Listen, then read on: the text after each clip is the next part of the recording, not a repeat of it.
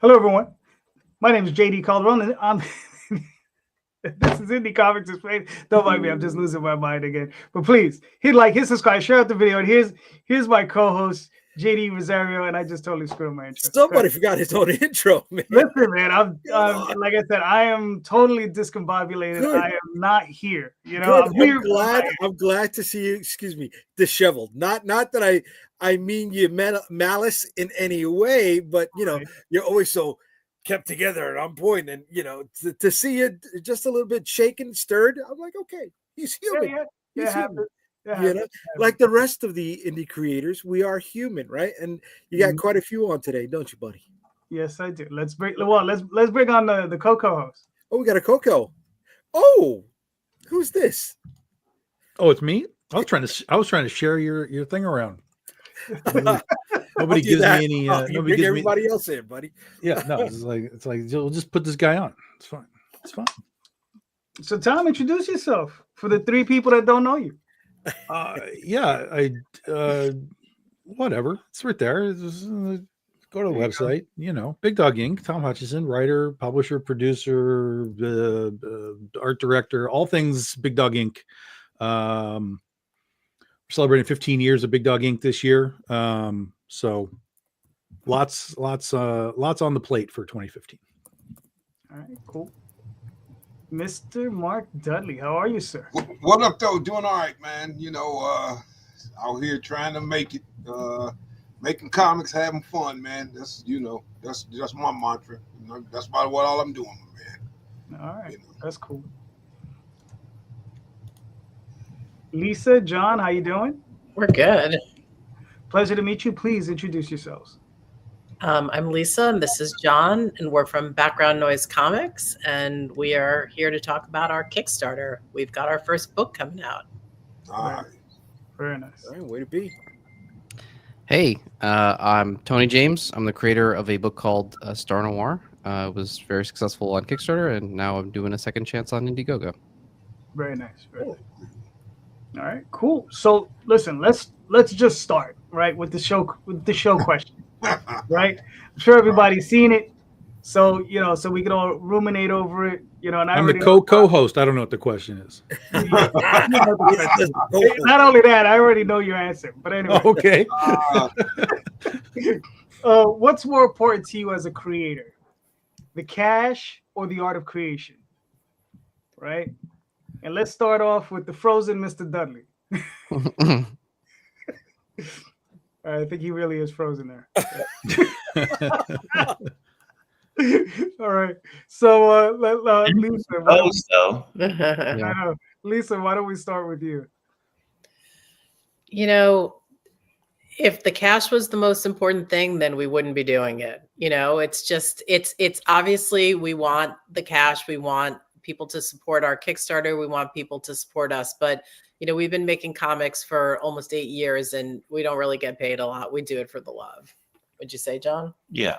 I mean, you know, cash would be nice, but yes. Cash, you know, got to start making cash with your comics or you're not going to be able to keep making comics. But, clearly, you know, you make comics for the love, but also money's good too.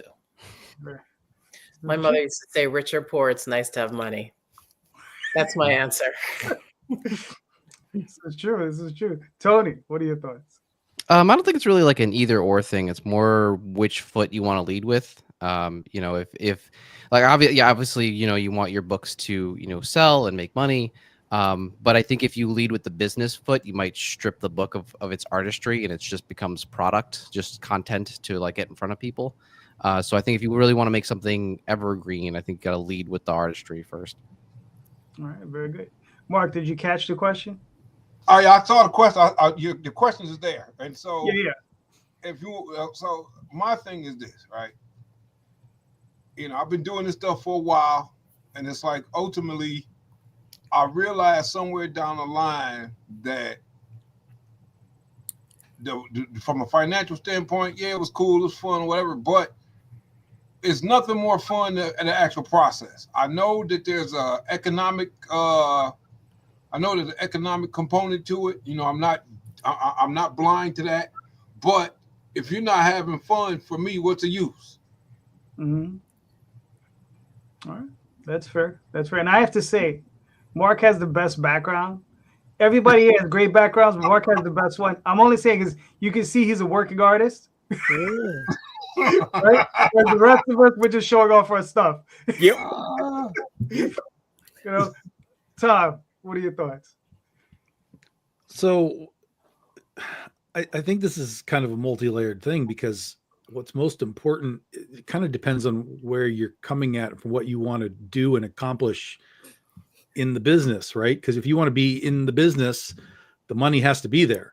If that's what you want your business to be. Now, it's different if you are, hey, still have my day job and we do comics on the side, and then the fun of it is certainly maybe all important at that goal. But if you want to take the step out of, I don't want to work my 9 to 5, I want to make comics for a living in whatever capacity, writing or drawing or whatever it is you're doing, the money becomes the thing you have to get in order for that to happen. So what you have to do, I think, is you have to, like Tony said, it has to start with the love of comics. It has to start with that, because otherwise then you are just creating a product 100%. But if you've started to create something and at some point you're able to then say, I'm leaving the job, I'm doing this full time, you now have the starting point of, we love comics, we created something that we think will last and be able to grow and become a business, and then you step into the business side of it, then I think you have exactly what you want. But then at that point, you have to be very aware of, is there money coming in? Is there enough money to, pay my car bill and my electric bill and, all this kind of stuff. So the money is the thing if you want to be in the comic book business. And I think that's a hard thing for a lot of people to admit. We always get we do it for the love of comics. Of course, we all do it for the love of comics. We wouldn't be here if we weren't. But once you get to the true business side of comics, when you're trying to make a living at it, the money part has to kind of be at least an equal consideration. But wasn't the question, what are you doing? Like, why do you start? Like, what did you, like, I thought the question was more like, what got you into it? And so I think that, like, not many people, like, sure, you could be getting into it because you think you're going to be making a lot of money, but I think most of us know that that's like a long haul. Correct. Yeah. Oh, there's definitely people that come in and they just think they can put a pair of tits on a cover and make $1 million. I mean, it's a very, very real mentality. Right. At least 20K.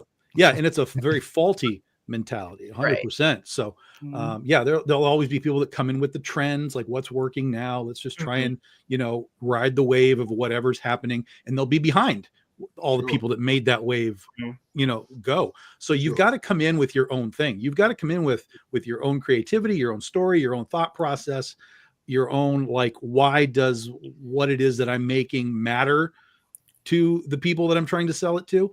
And you can do that while still having your own job. I work here, I work there, I do comics at night, 100%. Most people do it that way.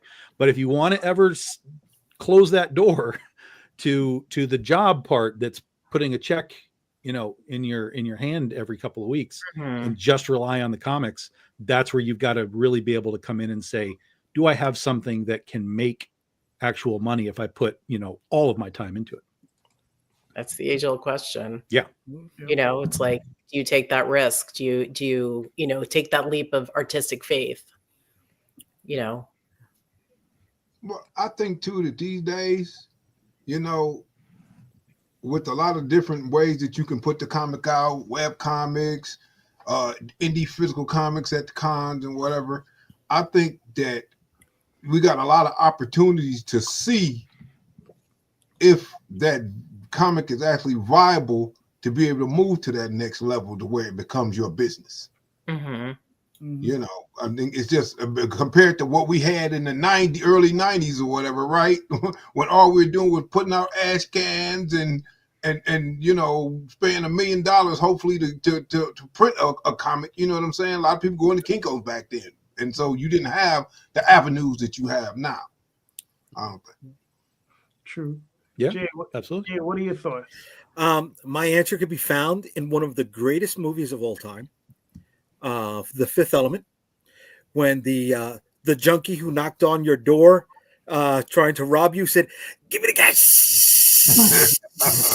Okay, you guys, I love this, right? But I'm married, and if I threatening to have the lights turned off, I need money to come in, right? Sure. I can always hope, I can always dream. I'm not a one-man show doing this. I have a group of people who help me out, and if I want to keep them working on the stuff, I want to keep them providing me with quality content, right? With really nice looking pages. I need to keep them employed. I Sure. do. One of my collaborators came up to me and said, last year I lived one of my best lives with all the money I made from the work you gave me. And I was like, oh, okay. That was deep. That was deep, man. Nobody ever said that to me before. Did you Right? cut his pay? What's up, brother? Did you cut his pay? I did. We're living in 2025 America, baby. Everybody get cut from the top down. Whatchamacallit? But going back to that, it's just yes, this supplements my income, right?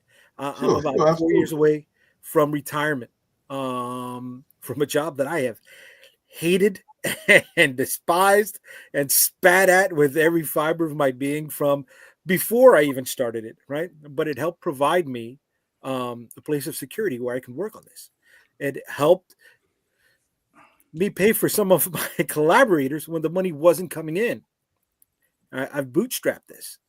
And I'm not here saying I live in a mansion or drive a Maserati. That's not the case at all. I'm here by humble means, but the money coming in does help me to make a comic book. I'm not writing prose. I'm not a one-man show, right? I'm not putting something up on Amazon in a digital format.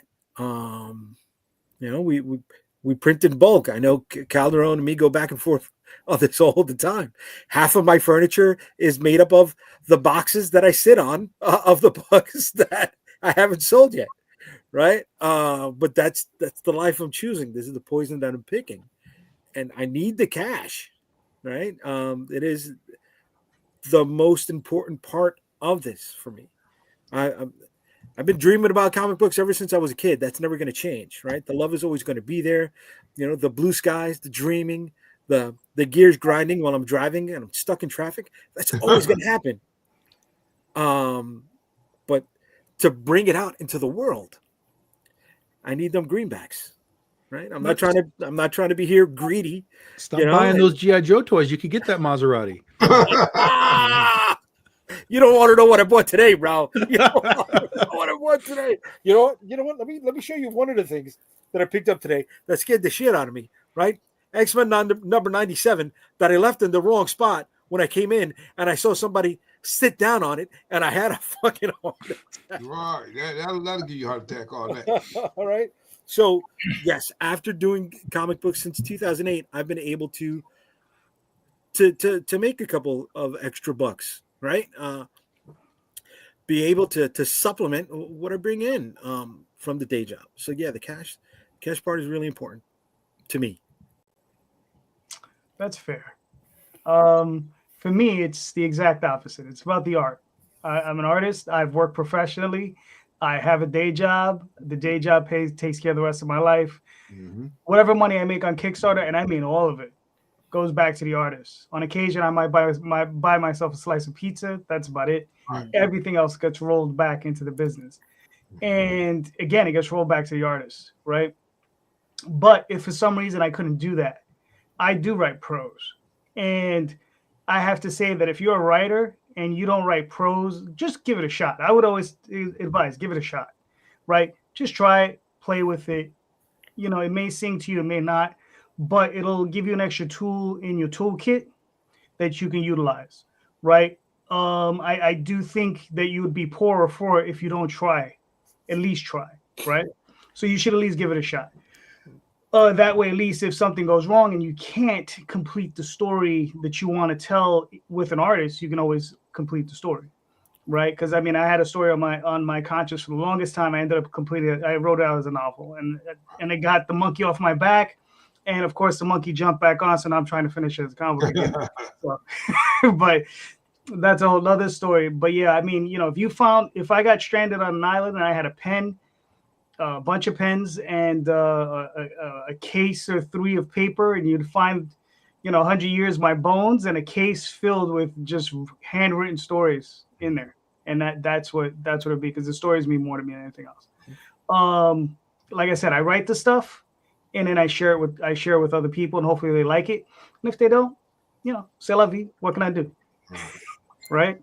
But in the end, I think story first, commerce second, but commerce is important, Right. just like Jay said, because we do have people that rely on us. I mean, I'm working with a dozen artists at this point, and they do rely on me to pay them on regularly. And, some of them have flat, like Jay said, if it wasn't for me, they wouldn't have been able to get through times. So it does get a little like, oh, damn, it's a little crazy. So that pressure sometimes will sneak up on you, right? And weigh you down, be like, oh my God, I really got to get this going. Because if not, right, then this collaborator is going to have to work on something else in the meantime to make money. And that's just going to delay my project in the long run. Well, and sometimes they may not even be able to find another project, Sometimes right? Because there's a lot of those, because either their page rate is too high, or they don't have a style that people like I said, I tend to work with people with unconventional styles, right? So they can't always find the type of work, that I would give them. So it just depends. Anyway, Mr. Rosario, you're up. Yes. Excellent. All right. I'm torn between one of 2 questions. So if we have time, I'll ask the work ethic question, right? So let's get the personal get to know you question. You have ethics? Yes. Sometimes. Damn it. What should we call it? If it wasn't for comic books sucking the majority of the free time and extra income out of your pocket, what else would you be working on right now? And would you be trying to make money off of it? Mr. James, you're up. I would invest more time into the YouTube channel that I had that was analyzing story structure in video games, and I would try to make money off of that. Okay. All right. That's fair. All right, Mark, what are your thoughts? I'm kind of doing it already. I screenwrite besides doing comics and stuff too. So, we're working on short films right now, trying to get representation in Hollywood. So I'll probably be putting most of my time into that for the most part, I think. Very nice. Okay, cool.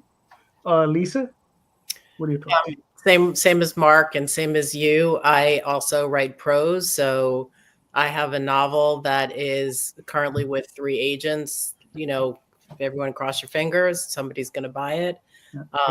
I have another one that I'm working on. I write short stories. I do a lot of other kinds of writing. So, I find it hard to juggle. Like we do a diary comic. So we do a comic pretty much. Like we used to do it every day. Now we do it 2 or 3 times a week. So I write still always in production. We have a lot of comics that are going, but some of our longer projects, like we wrote a graphic novel last year I wrote a graphic novel last year that was kind of a imagined autobiography of our background noise comic characters. And so that one has been a little bit on the shelf for a few months while I'm kind of working on some prose. So for me, it's hard to find enough time to do all the things, but like you, I have the stories. I'd be on the island next to you with the pen writing the story. Yeah. And my John. next. Yes. Well, I mean, I don't know. I've been a working artist for a long time. I do some animation stuff. I do some video stuff. Right now, I work part-time at a podcasting studio. for a podcasting network of like comedians, and I do like the intros for their shows, or I when they play games, I'll do either a funny intro for the game, or graphics and stuff. So I guess I would probably be doing something still, I don't know, related to drawing or cartoons. I've also taught and might be teaching at Pratt this summer, 1 or 2 classes. Very cool. But it's always been like related to art. Sadly, I don't know how to do much of anything else. You know what you're gonna do if you had more time? What? You'd be using that big ass bag of plaster of Paris that you've been lugging around.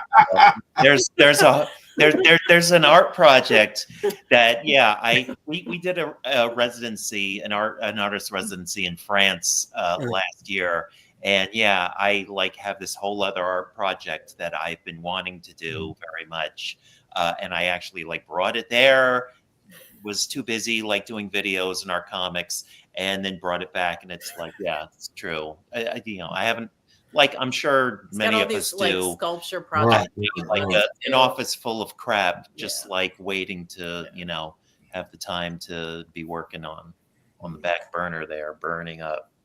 I'm with you with the teaching stuff too. I got we own 30% of a manga company. So I'm constantly teaching these dudes, the ins and outs, the storytelling and actual, drawing and perspective and stuff like that. So I'm definitely into teaching. I appreciate that all day.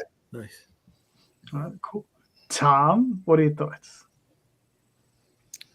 So this is what I do. Whether it's creating comics or selling comics, my own or other comics, this is what I do, all of it. There is no 9 to 5 for me.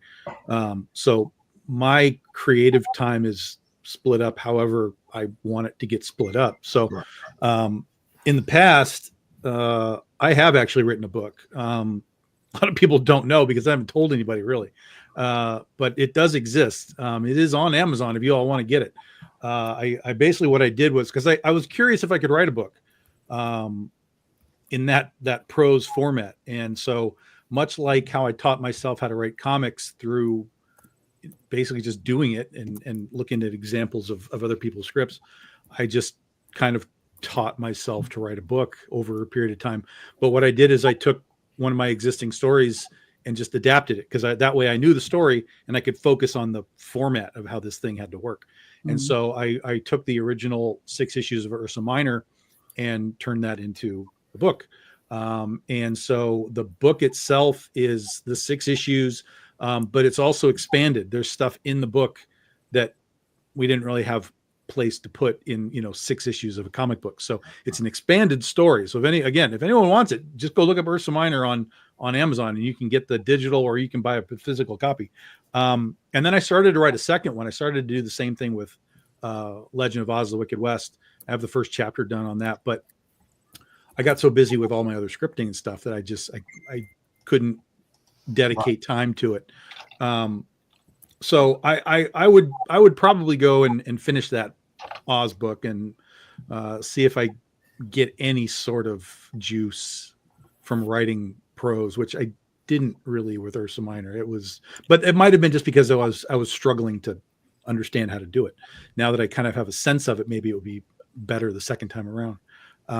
But then the other part is I mean, movie scripts are basically comic scripts. So what I do with comics is very similar to what a movie script looks like. So I would definitely be in the either adapting what I do into that format, that area of selling to Hollywood or selling to producers in general, or making just new movie scripts.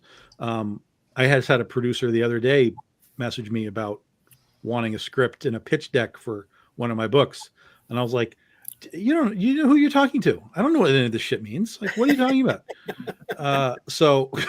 But he did reach out and he was like, tell me what's going on. And I'm like, all right, we'll figure it out. I'll tell you what's going on. So we have had people interested. And so I guess I've got to kind of put myself in the position to say, like, yeah, here's a script. It's done. So put a couple of scripts under my belt and just have them for when people ask, I guess. We can help you with that, Tom. We can help you with that. That's part of what we do. That's great. Yeah, I've had a couple of people interested in a particular property that we have that I think would be very easy to translate into Right. a low budget film, so or TV show or whatever they want to do with it.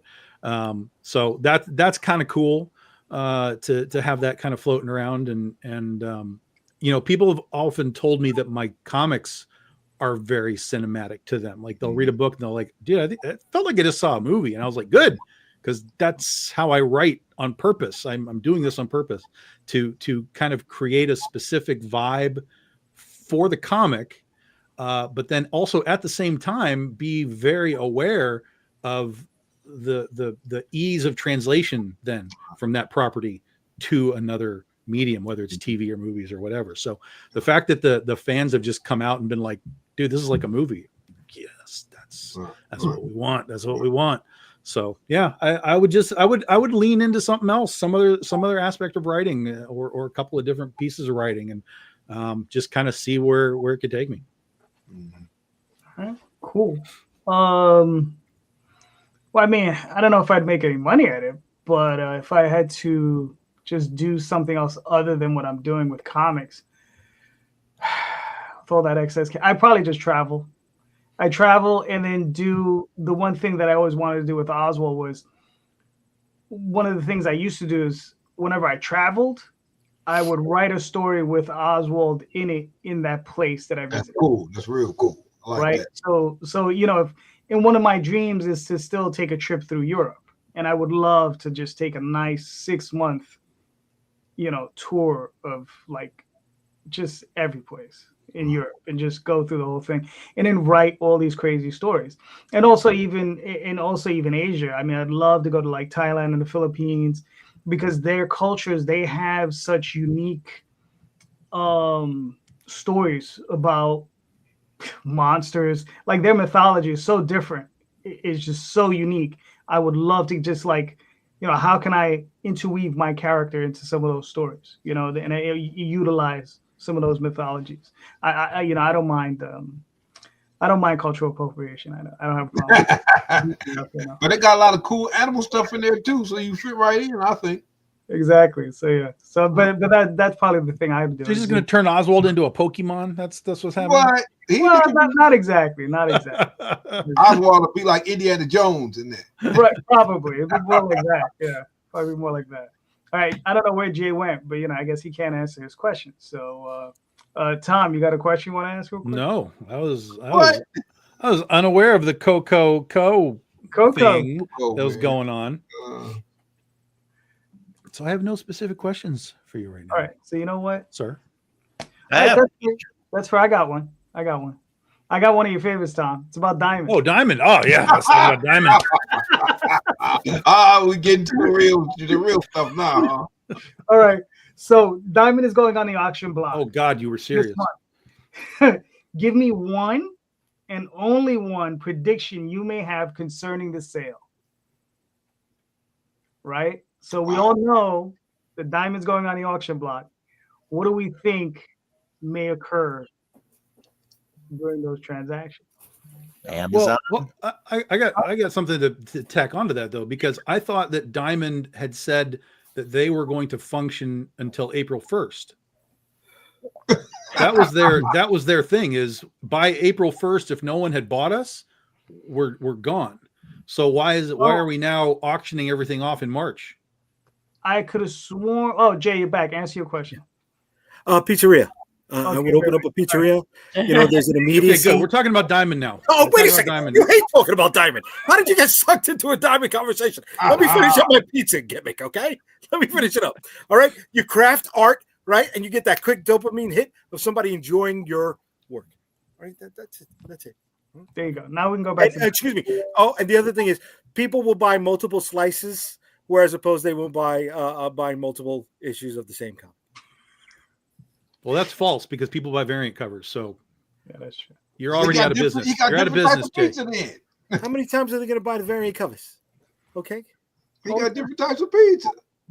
Yeah, different types of pizza. That's right. That's right. Hmm. All right. Oh, there you go. Marvin says they submitted for layoffs that had to be done by April 1st. Yeah, my understanding is that now I don't remember if it's in April they're selling it off because there's an auction that's happening. No, that's happening. Yeah, but I Right. was when they first started talking about their bankruptcy and all that, Right. they had said that we by April 1st, if no one has acquired us, they basically close their doors. So we still have a month before that situation. So but the auction is going to happen, I believe, on the 18th. right. Yeah. Yeah. And Which is weird to me. But they have interested parties. Yes. Yes, multiple. They have over 30 of them. So, then I have my own position or one that I would want. So anyway, let's start with John because I skipped him over because I got confused with the boxes. So John, what are your thoughts, if any? About Diamond? Yes, like what do you think will happen in that auction, if anything, or I mean, yeah. Honestly, it's not like a story I've paid that close attention to. I assume that Amazon or something else will buy it up or something for cheap, or Elon Musk will buy it and ruin it. Well, you got the rest of the country. Whatever's going to happen, it's probably going to be very disruptive and not good for comics. But I don't know. Diamond. I mean, it's been like such a hated thing for so long, but also a monopoly and necessary. So. Yeah, and also floating the comic book industry for the last 20 years. Yeah. This is everybody's Diamond, they're such a piece of shit. Oh, they hate him. By the way, your local comic shop was probably being floated credit for years upon years upon years. But that's what they used to do too, though, Tom, before the distributor wars happened, right? They would open up an account with Friendly Franks, max that out. They wouldn't pay that off. Then they'd go to Capital City. But this is my point. It's not the distributor that's the problem. Whoops. Did I say the soft part out loud? Yep, that's what you should have said. Exactly. There's so much more to this than just, yes, Diamond had flaws. So no one's going to say that Diamond didn't have flaws. But there's so much more to this entire infrastructure problem and the chain of command than just Diamond didn't do its job. There's way more to it than that. So Absolutely. Everybody that comes at this is like, oh, they're getting what they deserve and whatever. I'm like, you don't understand this business. You don't have any understanding of it whatsoever. So stop talking about it and listen to the people that have been involved in it for 10, 20, 30, 40 years because they know what the reality is and they understand it. It drives me crazy when people just pop into things and they're like, well, they get what they deserve. Screw those guys. My thing ultimately, though, as far as Diamond is concerned, man, is this, right? So you brought up the points right there, Jay. You talk about Friendly Franks, you talk about Capital Cities and all that. But also you can take that to what Tom's saying.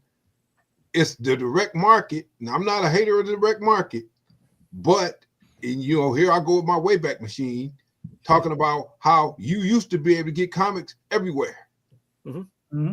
Obviously that's not coming back, but they have an opportunity to make some changes that will hopefully if they can make the right changes and it can, like you were saying, Tom, they float in the industry, right? So let's go from there.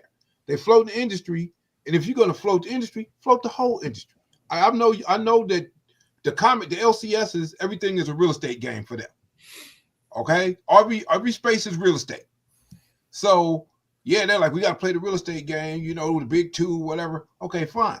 I'm with that. I understand that. I'm not an idiot as far as that's concerned. But for those guys who actually are serious about giving indies a chance, people will be like, oh, no, this, that, and this. From 1983 to about 1988, 89, look, the indie scene was buttressing the comic scene.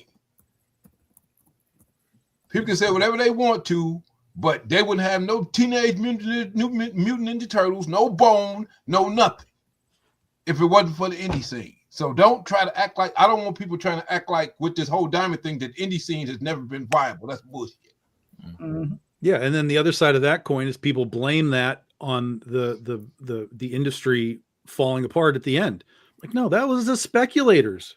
Those are speculators coming in and just buying 20 copies of everything and completely throwing all the numbers completely off. So when the bubble popped, all it really did was revert to normal. Yeah, all the speculators left and everything went back to normal. Absolutely. But because we had such a huge climb, that pop was a big hurt. But look, how many comic shops have you went into that is worse than a mom and pop shop, right? How many went into the comic shop industry thinking, oh man, I love comics, I can do this, without having any knowledge of accounting, budgeting, ordering, without understanding any of that stuff.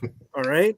And they shit the bed on their own. How many of them were actual mom and pop retirees looking to generate extra money, right? But then there's also the predatory elements of the publishers, particularly like Marvel and DC, where Marvel's like, hey, come and buy 500 copies of our book and we'll give you a variant cover. And these retail stores are buying 500 copies of something that they have no chance of selling that many copies.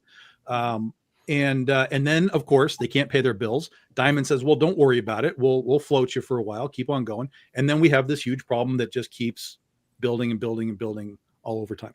Sure. Well, that's not their only predatory practice. No, not at all. I'm just throwing that one out there. The shelves of product that they're not going to carry after 6 months, blocking out shelf space for other books that could have maybe. Yeah, but that's not new either. If you go back to the 90s and you start watching, even back in Wizard, right? Wizard magazine, they used to show you the pie chart all the time of Diamond and Marvel trying to jockey for percentage. And then Image came in and they took a nice, piece of the pie in there. And they used that as like a thing, like, oh, look at the market share, look at the market share, look at the market share. Like that's all they were worried about was market share. Put SKUs on their. That's big business. That's capitalism, right? Let's get all of that person's money before they go broke spending it on somebody else. We'd rather them go broke spending it on all of us. That's capitalism. Guys, hold on. Tony, please. I'm sorry, Tony. You guys are just gonna hog up all the air in the room. Ooh, sorry. Me and Tom can keep going. I apologize. Well, I'm not particularly well versed in the subject as you guys are. I see fears about Diamond just going away, just being kind of lost to time. I don't think that's going to happen. But I think for indies in the meantime, I think this is kind of a great era where direct access to the consumer is never been easier. Sure. So, I really don't know how much an indie truly needs Diamond when they can just kind of go out there on the internet and actually, distribute their book. All right, that's fair.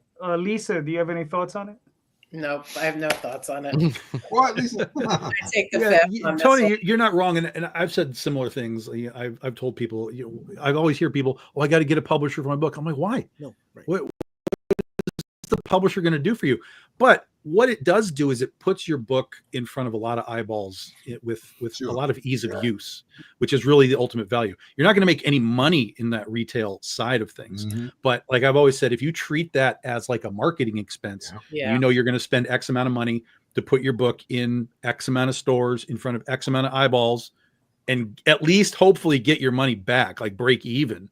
Then it's just a marketing expense. It's send the book out, get a little money, send the book out, get a little money. So it's just marketing and sales. And then if you have the right sort of advertisement in the book for your creators and so on, then when somebody buys it at the retail store, they'll go, oh, who's this Tony James guy? Let me go then to the internet, Facebook, Instagram, Kickstarter, whatever. Let me find out what Tony's doing. That's the value of it. But there's no money in the retail side of things. And that's another thing that people really have to learn. Sure. This is where I disagree with Tom, just a shade. I think there is a little bit of money. A little bit, yes. There's a little bit. You got to sell a lot of units to even make a little bit. Right. Yeah. You got to change your business plan though, right? If you're going that route, you're looking at a volume-based business plan. Yeah. Right? The other way that Tony was talking about, DTC, direct to consumer, you have a margin-based business plan. You got to know what you're doing. Right? We came into comic books thinking, oh my God, all we had to do was make a book and right, the world will land on our feet.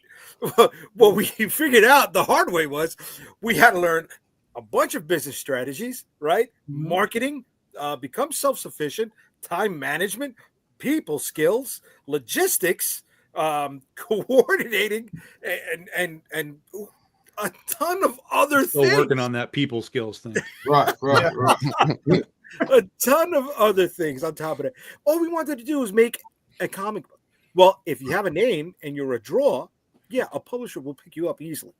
But if you don't have a name, if you're not a draw, if you're not somebody who's going to sell tickets or sell books, you got to bootstrap your way up there till you become that. Yeah, the catch-22 is for a publisher to want you. They've got to see that you've already done it. Yes. Yeah. Right.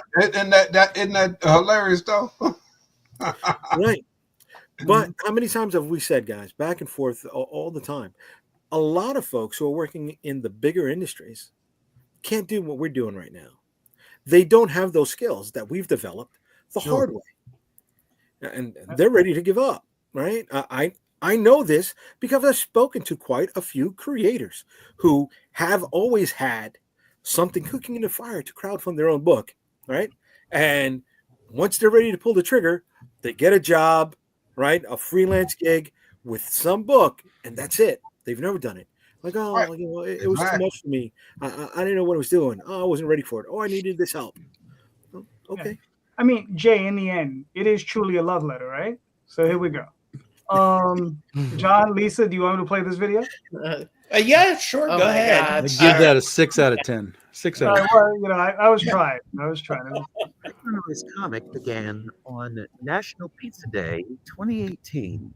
I noticed it was National Pizza Day, and I came up with an idea to draw a little comic. And I grabbed a Sharpie and a piece of printer paper, and I drew up this comic real quick. That was about something that actually happened with Lisa and myself. And I brought it down to Lisa and showed to her, and she laughed. And we thought, well, we could post this on Facebook. It'll be funny, and all our friends will laugh. But then right away, we kind of both knew that this was it. So is this book just a collection of comics? Well, since you asked, and as we started to develop the comics, we learned a lot about craft. We learned a lot about storytelling. We learned a lot about the way that we relate to the world and how we related to each other. And we wanted to be able to share that with everybody. And so we started to write essays, and the essays that are in this book have never been seen before. And they really help to explain the story of this year. So we're really happy to share this book with the world. And part of the reason that we're doing this now is that we have over 1,000 comics on Instagram. They're kind of lost in the Instagram archives. Nobody really goes back and reads the ones at the beginning, and they still have a lot of value. And we want to make sure that they have a place in the world. The world needs light, the world needs laughter, and the world needs books.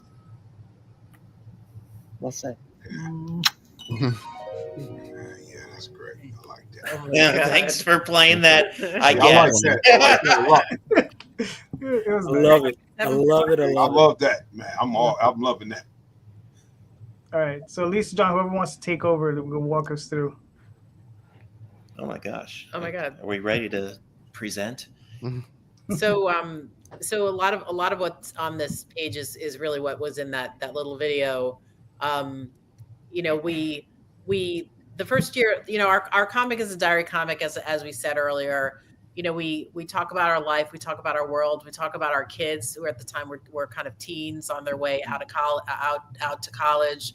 But we also talk about politics a little bit, but in sort of a funny way. We anthropomorphize some of our horribleness that we are now facing now. Also our anxieties, our mental health issues. We try to talk about them in a visual comic way.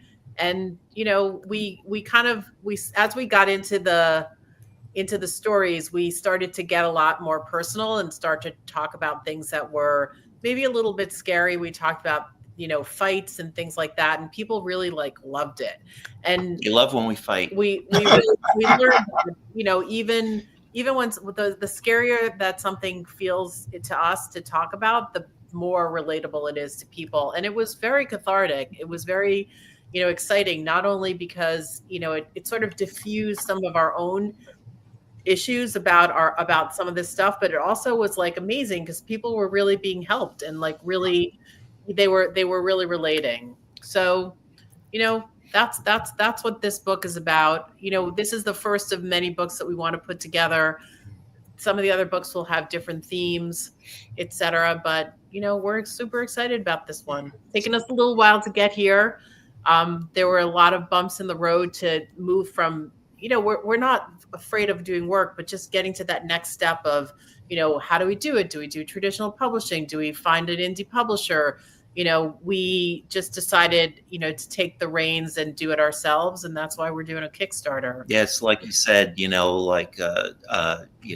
having the skills of just making the comic, got that, but all those other skills. Yeah, it was hard. It's that doesn't come as natural to me. So, we're sort of like a 2-person band, and so for this book, we are hiring somebody to help us, to do some of the, just to assist John with some of the art, just to get it out the door. Not with the art, with like the processing, like bookmaking and book yeah, design and stuff not like the that. art. He's doing all the art himself. Yeah. The layout and the design. That's Layout and design. Right, yeah. Book design. Yeah. And also, we're going to be doing some cleanup on some of the comics.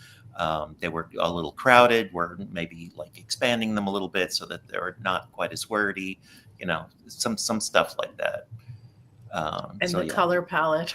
And the color palette is. We were very like loosey-goosey at the beginning. By loosey-goosey, meaning I refused to pick this a is color like palette. This is one of our like issues. And then it became like an OCD thing. Couples counseling over the fucking color palette. We have, since we started this thing in 2018, we've been fighting over the color palette. Kind of OCD in that, like, I'm like, we've never had a color palette, so now we can't have a color palette, but Lisa's like, going to print, we need to have a color palette. And I agree with her, And even on this Kickstarter page, we did. We tried to do a little. We did some rejiggering on some of the colors. So Gotcha. I mean, it looks great. I love it. I like it. I like it a lot. I love it. Yeah, it looks great. So yeah, I mean, hopefully, we'll hopefully. Well, look, you're almost there. You got 13 days. I don't think you have any problems getting to where you're gonna want to get to. So hopefully, we get you a few more backers. We really appreciate this. And I had a question to you guys because one of you, and I think it might have been Tom, mentioned finishing a Kickstarter and then doing again on Indiegogo. And we've always been curious about why does somebody pick Kickstarter or Indiegogo, one or over the other? Or that was me, and it's largely preference. You have preferences for social media apps. The same is true for crowdfunding. So to just put it on one, I think is sort of like limiting yourself, and you kind of get in front of eyeballs by putting it on at least one other crowdfunding site. Okay. Yeah. Can I tackle this? Go ahead. Yeah. Kickstarter is the 800-pound gorilla, right? By far. No other platform has as many followers, subscribers, people signed up to Kickstarter than Kickstarter does. Yeah. For those who have been doing this for a while, that they're pitching it to folks who do not know about Kickstarter, right? You want to say, "Oh, I've got a book," but then you got to explain to them what Kickstarter is. Well, by the time you're done telling them what Kickstarter is, they have no interest in your book at all, right? With Kickstarter, you already have those people signed up, so you don't have to sign up new people for this. You're actively triggering their consumer base. Whereas some of these other platforms, none of these other platforms have as many users as Kickstarter does. So it's Indiegogo used to be the second. It still probably is technically the second place to go, but it has a very specific user base now. And it also has really bad just functionality. The site is just terrible as far as searching, and it's horrible. I think it's not going to be too long before a site called Fund My Comic becomes the easy and obvious number 2 Kickstarter. Yeah. If it isn't truly already. Right. Yeah. You know, the reason that I thought Tom said it was because Tom's wearing that hypno helmet. It's because I talk all the time. No, that thing, you've mesmerized me. Not the hypno helmet. No, but Jay, I think that's a good point. And like the reason that we picked Kickstarter was partly because I thought it was, you know, like you said, kind of a good marketing venue, so that we really do. We have like a lot of followers on Instagram. We have like almost 25,000. So it's like we have a good solid base, but we really, but as the algorithm has shifted with new policies, et cetera, our everybody's work is only getting channeled to one. It's getting channeled to whatever people are already interested narrow in. channel. It's a very narrow channel. Like when we first started, we would get like 6, 7, 9,000, hits on our comics. Now we get like 600, and it's just that things are not going out. And I've talked to other friends who are creators, not always comic creators, and they've said things. I know. Like I have a friend who wrote a book and it's just not getting out there. I'm not even seeing it. Right. And it's just that it's not it like you said, it's like getting it out to people who might really be interested and really might find value in it. And so we thought Kickstarter would be a good way. Kickstarter has the most active regular users of all of these sites. Are you using a mailing list on a regular basis? We have a mailing list, and I haven't been great at it. Full disclosure, like I'm a marketing person for my day job, and so it's just I don't want to do this kind of stuff for myself, and it's like doctor heal thyself, and I'm just not doing it. I'm sitting here with like an open wound, saying, "Could somebody get me a Band-Aid?" This should have been a slam dunk for you. What you said that, I'm like, what? What do we pay for those people? You might want to try Substack. I have Substack. I don't do it. I have Medium. I have Substack. I have it. I'm just not. I'm not consistent. It's 2025. Whatever. What do you call it? I don't know, but about the consistency. Yeah. That's why this comic. We've been trying to work on something together for a long time, and the reason that background noise comic took off, and that's like our kind of focus now, is because of the consistency on Instagram and some other places. But we don't want to be beholden to Instagram. We kind of like to move away from it. You two guys are in Brooklyn, right? Yes. We are in Brooklyn. Right. Yeah. So you got the Brooklyn Comic Con coming up in June. Then you have the Industry City Comic Con in Brooklyn coming up in April.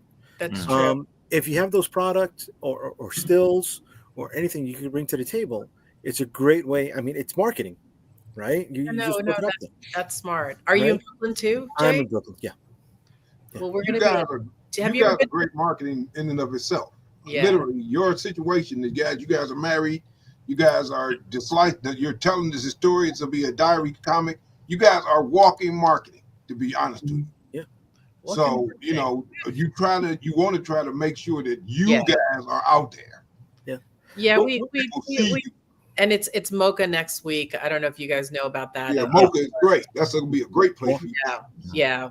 We and also we're going to be at I don't know if you know Jay or anybody else is in New York. We're going to be at a conference called Fanfare. It's actually part of the It's a high school. It's a New York City public school art school, but it's a really great little Comic Con. I don't know about that one. No. It's like their school Comic Con, but they like have all these like really high profile alumni. So we'll talk after the show if you guys got a little bit more time, right? Because I don't want to take away time from anybody else over here. But is it art and design or SVA? Yes, it is art and design. Okay. Gotcha. So in the 60s. Yeah, I know. Yeah, exactly. Yeah, I've been to that one. Yeah. All right. So here we go. Star Noir. Tony, do you want me to play this video? Sure. All right. Cool. Tony has the best videos. Hello again, readers. Last time in Los Angeles, our ace detective and his eager rookie set off to find their elusive killer. They confirmed that the mysterious shapeshifter lurks among Alan's fellow officers in Central Station. Alan had a close encounter with one of these strange beings, a real cookie with peepers to die for. He learns the Central detectives are being hunted and digs deeper to find out who killed Perkins. Meanwhile, Perkins' partner, Ray Foster, found himself in the soup, hunted by the very same killer. In our next chapter, the stakes are even higher, as our killer stacks more bodies than an OnlyFans model. Our two detectives peel back the layers to this onion, meeting kooky characters like Orson Welles. A collision course is imminent, with more twists and turns than a 10-cent carnival ride. Book 3 is penned by Mr. Tony James, a writer of sorts, a lover of old noir and science fiction. Returning with vigor are his 3 able-bodied artists, aces in their own field, much like our detective. And beat me Daddy 8 to the bar. Take a gander at those rewards. The exclusives are the real cat's meow. Be sure to peruse the add-ons as well. Commemorate your purchase with these additional items. Don't be a fuddy-duddy. Back Star Noir today. It's the only way to defeat the communists. Oh, Yay, that was Good job, Tony. I like that. That's great, man. That's pretty sweet. Thank you. Yeah, so this is Star Noir. This is LA Confidential meets the X-Files. There are 6 books in this series. We're on the 3rd book. We raised over $15K on this 3rd book here on Kickstarter back in November. And as I've done with the previous 2 books, I do a second chance campaign on Indiegogo to kind of open up another funding opportunity to bring in more readers. So it's been awesome. People really love the story. They're very, very hooked into the first 2 books so far, and just having a really great time telling this murder mystery about this 1940s detective named Alan Miller. He teams up with this gray alien to stop this shapeshifter from killing LAPD officers in Central Station. There's a lot of noir elements, a lot of sci-fi alien moments that kind of fuse together, trying to create this balance between noir and sci-fi. All right, cool. Yeah. The total series is 6 issues, right? Yeah, and this is the 3rd book here. And if you're a new reader, the 6th Extinction is the perk tier to jump in on. There's also a digital catch-up tier as well. Gotcha. All right, cool. Now, just out of curiosity, do you have the whole thing written out, or are you just working on it? Yeah, I had it all written out before we did the first book. Okay, good. Yeah, just I mean, especially when you're doing a murder mystery, you want to have all the answers up front, so you don't paint yourself into a corner and then start trying to get out with contrivances. Right. So we wrote it out first, broke it up into 6 books. Now we're on the 3rd one. All right, cool. Very nice, very nice. Now, just out of curiosity, when do you expect that 4th issue to come out? The third one, probably the same time as the other ones, so the summer, probably August. All right, cool. Very nice. All right, cool, man. I mean, listen. How far along are you on that one? We got over a third of this one in the can. This is a 50 page book. They're all about the same length. Nice. Very nice. All right. Why that many pages? That's just kind of naturally where the story went. Okay. I was trying to just tell the story in an economical way, but also not try to stifle it. Just let it breathe a little bit, and also kind of have a similar pacing to like a 1940s Hollywood movie. Just like let it breathe a little bit. You still feel like we're trying to go somewhere, but it's not in a rush. Right. Gotcha. All right, cool. Yeah. Listen, brother, you know what I'm waiting for. So I know the collected edition. JD comes in at the very end. Yeah, I'll be there. Listen, we'll be back here in 2028. I'll be like the hardcover. And believe me, I'll be there. All right. Listen, it looks great, man. I mean, you still got time. It does look amazing. You're gonna get to where you want to go. So I mean, but it looks great. You always put out top quality stuff. Cool, thank you. All right, cool. All right, let me pull up something else. Worst transition ever. Yeah, man. Bad transition. I'm sorry. You know what? Hit the last 2, the Judafist and the extras. Hit those. Hit those first. Yeah, hit those first. The only 2 you got to hit. It should be in the end part of the private chat. Yeah, I got you. Thanks, man. Much appreciated. All right, let's start with Judafist. All right, so there we go. Walk us through it, Mark. All right, so this is my webcomic Judafist. We do we do our webcomics first, then we do collected editions, right? So Judafist is about this guy from our time who is like a cyborg super soldier. He wakes up in the future. He finds out that he is not alone. He has relatives still left in the form of these 3 little kids. So he basically doing what a family man does, raises these 3 little kids. But the enemies that he had back in our time are still around, and they find out about these little kids. So they're trying to take them so they could use their DNA to make soldiers like him. That's what Judas Fist is about. It's a lot of hip hop, a lot of golden age hip hop influence with cyberpunk for the most part. All right, cool. Now you're both the artist and the writer? I'm both the artist and the writer. Yeah, my buddy Joe letters it. Our goal, like I said, is that we get 3 chapters. I'm working on 2nd chapter right now. To get 3 chapters, we're gonna color it and put it out as a graphic novel. We're gonna do our Kickstarter then. All right, cool. Now, what type of timeline are you looking for that? I'm trying to get this done before the year's out. I'm pushing hard. Very nice, very nice. All right, because I know you've been working. I mean, how long have we been talking? 2 years now? 2 years. The thing, my main thing is that, like I said, we own 30% of this manga company, so I've been spending a lot of time getting those guys together. So I've been not focusing on my own stuff, but now I have the time. So I have the running time, the running window. So I'm working hard to get it done at this point. Mark, I'm sorry. You're going to collect this when? At the end of the year, we're going to collect it. Okay. Are you going to offer also a color version of it? I remember. Yeah, we're going to get that. The Kickstarter is going to be what we're going to use to pay for the color. Okay, very cool. Yeah. Now, how many pages total do you think of that? It's going to be about 70 to 80 pages. Okay. That's cool. That's cool. Listen, man, I'm looking forward to it, man. It looks. Man, I'm having a lot of fun. So I try to get it done and try to My thing is funny because I've just been really finding my audience lately. Mm. I've really been finding it, and it's kind of cool because people get to tell me what I'm doing wrong, what I'm doing right. I try to internalize that and take it back to the drawing board. Right. Just remember, collect those emails and get them on your mailing list so that when you launch it, they can be there to buy it. Yeah, that's the thing. Look, if they can criticize, they can buy it. Right. We do a lot of our mailing list, we get a lot of them from cons, dude. We are very funny about their mailing list. We're like, hey, leave us something. Right. Gosh.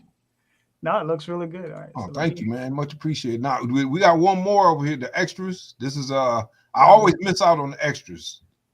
It should be at the bottom in the private chat. Hold on. Shining Otaku? No, it should be the bottom. It says the extras at the bottom of the chat. Okay, I got you. Right.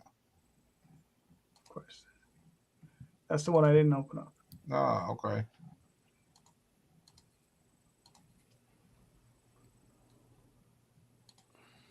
The extras. Here we go. Okay, thanks, man. All right, so the extras, my studio mate Jeff Lilly and Katie. Oh man, she's gonna kill me. Katie Hodges. Katie and Jeff, and they have another third partner with them. Jeff Lilly. Pam Bliss. They do this book. It's a slice of life, kind of like a old English schoolgirl story, but the twist is that the school in and of itself it kind of transports from place to place in this world, so it can teleports and whatnot. So these girls, it's really, like I said, slice of life is about these young women who are going to school and going through stuff young women go through. It's a boarding school, and they're it's got some supernatural elements to it. It's kind of Harry Potter-ish. And again, it's slice of life. It's not like some big grand story. It's just the daily things these young women go through, and the women happen to be from a whole bunch of different dimensions and a whole bunch of different places. Gotcha. Looks cool. Looks like a lot of fun. Yeah, it is a lot of fun, man. I mean, but funny because again, we collect this. We like on our 4th graphic novel right now with this. Oh. And yeah, people like it. We got a little fan club that's always, talking about us on Instagram. So nice. So where have you been releasing? Is it on Kickstarter? I mean, I haven't seen these on Kickstarter. Yeah, we haven't been kickstarting them yet. because again, you know, Jeff has got a lot of income sources, so he can kind of afford to float it. Mm-hmm. Oh, well, good for Jeff. Yeah, for now, when we get ready to color it, he's gonna do the same thing I'm doing. He just doesn't know it yet. Gotcha. All right. How many pages so far are they into it? Man, we got to be there. Man, they've never missed a weekly update, so we've got to be in the 300, we got to be in the 300s on this one. Gotcha. All right. Cool. And the thing that's always a webcomic first, so you can all 4 chapters here. All 4 chapters are here on this website right here. So, right. I mean, it looks really nice. Now, are all 3 of them artists? Is one of them a writer, or they are like? Jeff is the writer, and Pam Bliss is the writer. She does a little art too in some of the in some like the fill-ins, but Katie Hodges is the principal artist. Artist, okay, yeah, because I saw like some of the panels. I saw an artist shift. Like there's a shift. Yeah, that's because see the thing is that Pam comes from the zine scene. You remember how the people used to do a lot of zines and stuff? Pam comes from that. And she's also been writing with Jeff for a long time. So they pretty much do the principal writing, and Katie does the story. I mean, Katie does all the art. Sorry about that. Right. Yeah, man, it looks fun, man. Looks fun. But my thing is, when I got the first book in my hand, I was like, man, this thing is better in book form. No, man, they have a lot of fun doing it. You know, they're really passionate about it. And we like it, so. Yeah, when do they now where are they releasing? Every Friday, 3:00 they update.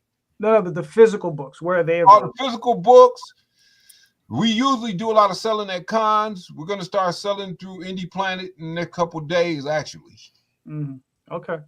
Yeah, right. And then we have a lot, like we have a lot of it's a lot of physical destinations here in Michigan and Detroit area. Mm-hmm. Gotcha. All right, cool. I mean, for those of us not in Detroit. Right. Yeah, that's what we're gonna start selling on Indie Planet. You know, again, we run around like chickens with our heads cut off, and that's no excuse. But at this point, we have to put it on Indie Planet. A lot of people are asking for it. So. Right. All right. Listen, man, it looks great. No, thank you, man. Thank you very much. Got to get yourself a Kickstarter, get it out there. Yes, we do. So, all right, cool. All right. Tom, did you come up with a question yet? No, but I have something that I shared. Everybody's talking about their stuff. Yeah, you show us some stuff, Tom. There you go. Jeez. All right, Tom, talk about it. So, for those that don't know, this is our 15-year anniversary for Big Dog Inc. We had a lot of stuff planned, but we're actually putting some things. We're pushing things back this year because we have some family health things that are going on. So we were going to launch our Penny for Your Soul campaign this weekend, but we're going to push that into April, and we're going to shift our release schedule for the year. So we'll be announcing how we're going to kind of handle that throughout the year. But this is the one thing that's not coming off the list this year for sure, which is our first ever omnibus for The Legend of Oz: The Wicked West. So this will be like the first 4 volumes. Will be like 400 pages, big honking book that you can, kill a man with if you need to, I guess. Nia Rufino did our brand new cover there. She's the only creative person who's done a cover for every issue for the series that we've done. So it was an easy choice to have her come back and put this fancy cover on the omnibus for us. So this will be part of our September. Last year we did a thing called Book Fair on Kickstarter where we had a new book, but it was mostly just putting up the old trade paperbacks and stuff, like literally like a back to school book fair, and it went over tremendously. So we're going to do that again in September, and this will be the primary book for the book fair. And then of course you'll be able to get all the trade paperbacks and stuff for all of our other titles at the same time too. So this will be coming in September. No one has seen this before until tonight. So you guys get the preview exclusive. Very nice. Yeah, it looks really nice. All right. I discovered you guys through Nia. Through what? I discovered you guys through Nia Rufino. Oh yeah, we get that all the time. Yeah, years ago, I discovered you guys through her. Years ago, we get people that come up to our booth all the time, and they're like, why do I know what this is, but I don't know what it is? I'm like, because you follow NEI probably. And they're like, oh yeah, that's her art, isn't it? Yep, that's it. Mm-hmm. Very nice. Now, when is the omnibus coming out? The Omni? September. September will be the campaign. Yeah. Okay. And then with a little bit of luck, we should be able to ship them right around Christmas time. Right. Gotcha. Yeah, it'll take a few months. All right, cool. Look, listen, man, it looks awesome. You know. Yeah, it does, man. It looks really good. All right, cool. So we're back to the question time. Do you have a question? No. Jay? You know better. You know better. I know. I have all the answers that you need. I got that. Okay. You know, you try. Jay said he had 2 questions. That's true. Did for He what? did for what? What? All right. How do you break up your work schedule? Right. Let's say you got 2 hours, 5 hours a day to commit to everything you got to do. What happens within those 2 hours? What happens within that window? Right? How do you give 15 minutes to emails, 15 minutes to editing previous work? What happens in that window? All right, Mark, you're up. Man, shoot. It's weird. I'm a big task list guy, huge task list guy. So I might be on my lunch break at my job and on Friday, and I'm making my tasks for this week, right? Next week, right? So I usually start out any writing stuff I got to do. I'll start out. Actually, no. I start out with any drawing stuff I got to do, right? So let's say I'm doing edits on a comic for one of my manga dudes. I'll start out with that. Then I'll go to do my own art for like Judah Fist, and I'm working on something else right now. And then at the end of the night, I'll go ahead and I'll do whatever little writing stuff I got to do. Try to, do my outlines and start, making my bullet points, stuff like that. That's pretty much what it is. That's my routine. Okay, cool. Lisa, what are your thoughts? Well, I don't really think of emails as part of my work time. Like I try to kind of keep that separate. But like I said earlier, I have to kind of balance out when I'm working on prose versus when I'm working on comics. Mm-hmm. Although since we have like this continuous deadline, we do have a lot of times where John's just like, we need the comic about X for now, and I have to like bang it out. So I do kind of squeeze those in sometimes, but normally I either I'm sort of like you, Mark. I try to keep a task list and try to go to the thing that's the most important, but I try to block out time to do new writing. Right. That's sort of different. So like tonight after we hang up with this, we'll probably go watch the Oscars, and I might do some editing while we're watching, because I can look for typos and kind of tighten up a story while I'm watching TV. But if I today I had a few hours, I sat with some friends and I crafted, I wrote new stuff. I didn't work on comics today. I worked on prose. I haven't worked on prose in a really long time because of the Kickstarter. We've been very focused on comic stuff, but I really have to give myself a little bit of time to get into something. Right. Sometimes otherwise I'm just lost. It's kind of where is that story? And I'm a big fan of listening out loud. So I use a lot of audio tools on Word or on Scrivener or even on Google Docs, where I listen to my work out loud, because it really helps me hear the things that I can't hear by just looking again and again and again. It's always that thing about getting that emotional distance so you can really see where the story is and where the flaws are. So what was that called again? I'm sorry. How do you... So if you're on Microsoft Word, for example, or Scrivener is another writing tool that I use, that it's better for novels because it kind of chunks it out in a certain way. Right. You can have the computer read it out loud to you. And then it reads it in a robo voice. There are other softwares where you can kind of have other people read out loud, and don't let Jay do that. What? I said, don't let Jay get a hold of that. Yeah, no. I like that, because listening back to my work, when I'm stuck in traffic, like you said, it'll help me find. Absolutely. Yeah, Scrivener. Okay. It's also like good if you're blocked or if you feel like you can't get started. If you listen, a lot of times it activates that part of your brain that wants to react to it. And so even if you think that you can't start writing, if you just listen to your work, you can start writing again, or you'll get into the story again. But it's sometimes it's hard to sit down and just force yourself to do it. But if you can do it every day, you feel so much better. I wouldn't say I do it I mean, I don't know. I pretty much write every day, right, Well, John? you do something every day. Yeah. Yeah, I'm not. I'm not like Lisa will do. Like she'll do collaborative things with her writer friends, like she did today in person. But she'll like call some up and like say, let's do a 20-minute sprint before we start working. Our day jobs. And to me, I'm like, it takes me 20 minutes to like sit in my chair. I was gonna joke like that like what is what is a task list? What is what is time management? Yeah, you said that today. You were supposed to make a project plan. Did you do it? All right, whatever. Anyway, I love the dynamic. Yeah, me too, man. I'm here for that. Two different ends of the spectrum. Oh my god. Yeah. See, I'm always trying to work on something, but I'll be drawing on the subway to work. I'll be at work sneaking in, a little something else, but.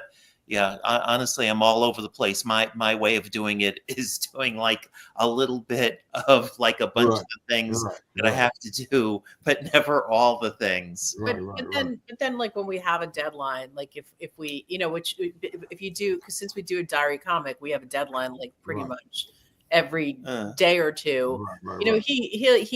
He is very good at like staying. He doesn't sleep a lot. It helps. No, it's not like, no he'll sleep. just like be up all night, and I know he's just nodding off on the couch, but he is not. He's sometimes working, I can do and sometimes nodding off on the couch. Nice. All right, cool. James or Tony, what are your thoughts? So wait, can you repeat the question? I was absorbed in everybody's answers. He never writes it down. No, you gotta grab it while it's there, baby. You know what I mean? It's like a shooting star. Once it's gone, it's gone. It came out. It's in the ether. As I remember it, as a productivity question, I create a giant list that's categorized between projects and personal stuff. I order them in most demanding importance. And then I chip away at a 90-20 schedule. I just keep doing that until the list is gone. Yeah. Wow. All right. Very nice. Mark, how do you work at it? No, Mark already is. Oh, Mark went first. Yes. Oh my God! Look at this! Look at this! I already told you. Mark gets to go twice. What kind of show is this? I'm only about 30% here, so Oh my God! I have other things going on. My day, it's all chaos. Every day is chaos. I try to the night before when I'm going to bed. Usually I'll like read some comics or something to kind of shut my head off, or just have some background TV show going on or whatever. But I'll try to think about like, okay, tomorrow I got to write this. Tomorrow this artist needs this. Right. I got to ship this. Like just put some bullet points in my brain. Like I know I need to knock these handful of things out. And then the rest is chaos because I'll wake up in the morning and my phone will have 12 messages from artists. I'll be like, okay, got to go through all of this. Let me art direct all of this nonsense and back and forth and back and forth. I'll spend the first 2 hours of waking up still in bed, just on my phone.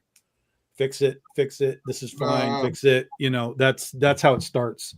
And then I get up and I try and recall the bullet points, and we knock those bullet points out. And then really it's I gotta keep writing all the time so I can stay ahead of everybody. So at that point it's more or less like what's needed first, because I'm usually writing 3 or 4 things at the same time.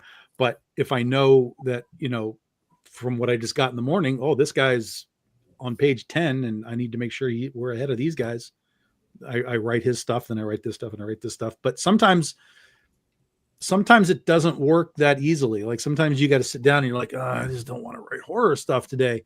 And so you just sort of, well, what are you feeling like, Tom? And you know, you shift over to superheroes, you shift over to Westerns, you know, whatever else you got going on. You're just like, I don't want to write that one today. I'm going to write that one. So you just do it. But you have to understand that at some point you got to come back to it. But what I found is that if you've got some kind of block going on, that you're kind of forcing yourself in one type of thing. If you have other things happening, particularly if there are other genres, and you can kind of jump around, it will kind of clear up your head a little bit, because you're like, oh, now I'm in a Western, and now I'm in a horror, and now I'm in a superhero, and now, you know, whatever. So that's always been an advantage to me, because I've always written a lot of different stuff. But that's basically it. It's just sort of you know, contained chaos at all times. And then like today, I went down and shipped 100 packages for a Kickstarter today too. So, you know, it's just whatever's kind of got to get done.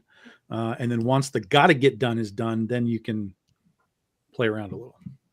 Yeah. Yeah.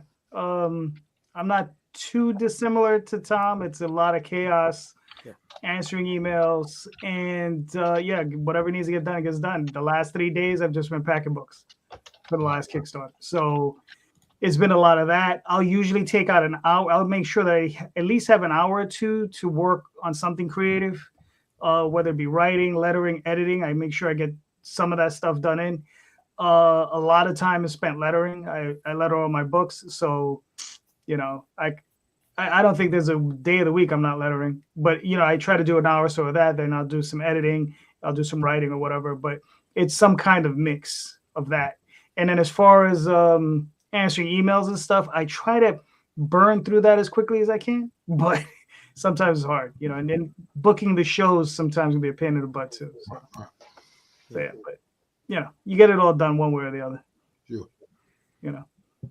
All right, Jay, answer your own question. What do you do? Good luck. He only asked that question so he could figure out what to do. I know. It's fire and chaos. I love it when everybody says they got their to-do list, their bullet points, because like Tom Calderon, it's put out whatever fire is happening at that moment, right? It's that. And it's like, John, I love your deadline thing, right? Because my deadline thing, when I got a deadline, that's when I want to work on the other stuff the most. Right. I bring the laptop to work with me. I get there about maybe an hour and a half, 2 hours early, and boom, I'm typing out because I'm upstairs. I'm in the swing room all by myself. Nobody bothering me at all. And the great thing is, in that building, there's no internet service, so I can't fiddle around, you know, diving down some internet black hole. And I'm just there. But like Tom said, right? Oh, I don't feel like doing zombies today. Okay, so I'll do this. But I have a script that is due, and I haven't even finished the first draft on it yet. I've got all these ideas poured in for these other two guys. And I'm just like, I got to take these notes down before I lose them. The drive home, because it's New York, right? So 16 miles takes an hour and a half. And you know, being stuck in traffic, that's when I get my phone calls out the way, whether it's with other collaborators, right, with other contemporaries. I'm on the phone with them, and we try to knock things out. Then I get home, and it's wifey time. You know, she takes a lot of time, unless there's a Kickstarter going on. If there's a Kickstarter going on, then I'm at the computer hitting the reload button all the time, just to see if the reload button works, to see if new bags come in. And then you got to take Galactus for a walk every day. Galactus for a walk. Bro, I change those batteries on a regular fucking basis. Okay, he stays lit at all times. Okay, you know, and at night it's again talking to some of the international guys that they're not up early, right? Talking to the folks in China with the toy stuff. And then Sunday mornings, I get a solid 4 hours. I still get up at 4:30 in the morning, and I'm out there working on new content before anybody gets up. You know, but it's basically, you know, I got stuff on the to-do list from 3 or 4 months back that I still haven't tackled because there's always something new, and I'm like, fuck, this is still here, right? I gotta do an end card for my show, and I've been needing to update it with the Bluehost stuff and the new YouTube stuff, and boom, I haven't updated any of that. Right, and that's 4 months now, and I make fun of Calderon for it all the time. Yep. I'd love to say that I am responsible and have all my ducks lined up in a row, but no, I'm just at all times. Yes. All right. So, all right, cool. Tom, do you have another question yet? No. Another question? Got nothing. Go on top of the one you didn't have before. All right.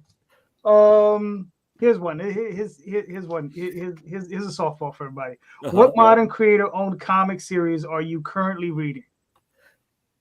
I'm sorry. Repeat that part again. What modern creator-owned comic series are you currently reading? Wow. The Deviant, James Tynion. Okay. It's like a murderous Santa Claus, kind of sort of like a True Detective thing he's got going on. All right. See. Lisa, what are your thoughts? Creator owned. John? Yeah. We're reading this right now, but it's not. I don't think it doesn't count, right? What is that? Kind of graphic novel-y thing. Yeah, we're like very into. No, yeah, that counts. Okay, Yeah, this is what we're reading. The second one. I got to meet her, recently. Very cool. Yeah. It's very cool. But And then after that it's underneath is I gotta read it's underneath. the other one that's on my list. Yeah, that's a But this is kind of old, right? This Oh, is Habibi, yeah. yeah. I just never read it, so Yeah, I have. Yeah, that's on my shelf. That's on my read pile. We have such a big read pile. It's ridiculous. Yeah. Yep. All right, cool. Mark, I'm reading everything out from Ghost Machine right now. Oh, okay. So Jeff John, all the Jeff John stuff. I'm reading all the Ghost Machine stuff right now. You know, Junkyard Joe, Geiger, stuff like that. Yep. You know, all them guys. I've been following them guys for a while. I like their stuff a lot. So. All right. Fair enough. Tom, what do you got? So you're pulling something down. Yeah, so I'm doing two things right now. I'm in a deep reread of Invincible. Oh, nice. I haven't done that in a while, and TV show's out, and the TV show's really good, so it kind of put me back in that mode of going back into that book. And there's beyond even the books, the forwards and some of the history of Kirkman in these things is wild. Yeah. Like if you read the one that Eric Larson wrote, how basically Robert Kirkman just stalked him for years upon years, and finally got his foot in the door. So that's how do you break into comics? You go hunt down Eric Larson, and you take him to the airport, and you go to his Thanksgiving dinners, and you just stay around all the time. Right. And then speaking of Eric Larson, I'm doing this. Oh, nice. So I never read this back in the day. I was aware of it, but because it's like a cop thing as well as superhero thing, it was never my thing. But I was like, you know what? I got this at a great price. So I'm like, give it to me. And it was interesting. It had some potential. So I have the second volume coming. And that's the black and white one or the full? No, that's the full on ultimate nice thing. Oversized hardcover. And of course there's the history between Larson and Kirkman. Kirkman has said that Invincible exists because of the Savage Dragon. Yeah. It's crazy the comparisons of the two, and how Kirkman will always tell you, like, I just did everything that Eric Larson did, you know, and that's what he did. So yeah, it's interesting to see the history of these two guys, and so I've been into those two books. Nice. All right, cool. Nice. Jay, what do you got? Yeah, no, Tom, I got that Invincible, the hardcover one, and I love it. It includes its pitch to Image. Supposedly, the perfect pitch. That's what has been said. Is Really? that pitch is the perfect pitch? So we should get a hold of it and just rewrite it. I got it. That's what I'm I found saying. it. They didn't pick up any of my years submissions. upon years, they have said, like, how did Robert Kirkman pitch a superhero book? Because it's a superhero book. Now, Image was doing a bunch of superheroes at the time, so the door was open. But they have said that was the perfectly built, presented pitch. Actually, it wasn't open. They were going back into superheroes. Yeah. So that's what I'm saying. They were looking for superheroes Right, at the they time. were looking for Dynamo it. 5 and Noble Causes and all that stuff. Right. And there was one more creator who bounced, who said, I did not want to be associated with those yahoos. Who was that? I don't know. He has never Good story, Jake. No, I want to know. Maybe you know. You're the one that brought it up. I thought you knew. But you were loosely associated to them through Aspen and Top Cow. Oh no, the Aspen and Top Cow. Well, and Aspen left Image long before that stuff. Yeah. Okay, but I'm going through Ram V's rare flavors right now. It's not your typical comic book, right? It is a cinematographer who got suckered into doing a documentary on a god, an Indian god who remodeled himself as a modern day Anthony Bourdain. So he takes the cinematographer to film him do new recipes, but what the cinematographer doesn't know is the proteins that he's using in the recipes are people. So because the god was a cannibal and or wasn't a cannibal, loved people. And trust me, that phrase is the pitch of the book. He loved people. So rare flavors, I recommend it. It was a boom book, and not your conventional art, right? It's the artist is Felipe Andrade, and it's go for it. Just go for it. Go for it. Go for it. Go for it. It's been out for a while, right? I think it came out in 21. So I just found the trade, and I was like, let me go for it. But then I still buy regular comic books, right? Sorry, I like Avengers versus Aliens. No. What do you mean no? Avengers versus Aliens. Creator owned. Yeah, well, it's no. It's Hickman. No. Come on, bro. Come on. No, so creator owned. Listen, this satisfies that, okay? This satisfies. Keep that IP stuff out of here.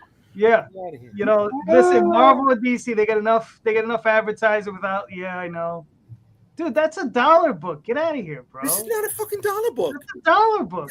This is a $20 book. Get out of here with that thing, bro. This is a 9.4, not fucking rated. Get out of here, baby. Come on. Let me rub it, bro. Bullshit. Fuck out of here with that. No one knows what the X-Men are. Stop it. Seriously. You know what's scary is if it wasn't for that goddamn cartoon, I wouldn't have gotten into my X-Men kick again. It really was. I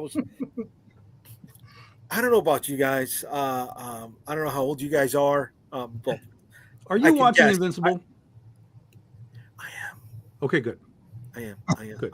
You were about to disappoint me. So, no, dude. Invincible was my roadmap for a long time. I mean, like I told you, that first hardcover of the first 12 issues. No, are you watching the TV show? I'm saying. Yeah. I'm waiting for all of season 3 to come out before I tackle it. But I, the X-Men cartoon came out. Boom, it got me back into this. In the 80s. When whatchamacallit, Nancy Reagan said, "Say no to drugs," I was that susceptible kid. I said no to drugs. Right? I'm easily influenced. Right? If the child kidnapper was in a comic book van, not in the ice cream van or the candy van, I would have been gone. I would not be here today. I would have been okay. But going back to Invincible for a second, right? With Tom, we spoke about this once before. When season 1 debuted, in that 6 weeks that it was on air, he sold, I think it was 120,000 trades. Yeah. In those 6 weeks through Amazon. This is monsters. right? For a book that hadn't been publishing new content in almost 6-7 years. Yeah, roughly. And during the time it was releasing issues, its high point was about 16,000 units. 16,000 units, right? Which is a great number. It's a great number, right? But, right, a great number for that time. Yeah, right. For now, we'd kill for 16,000 units, right?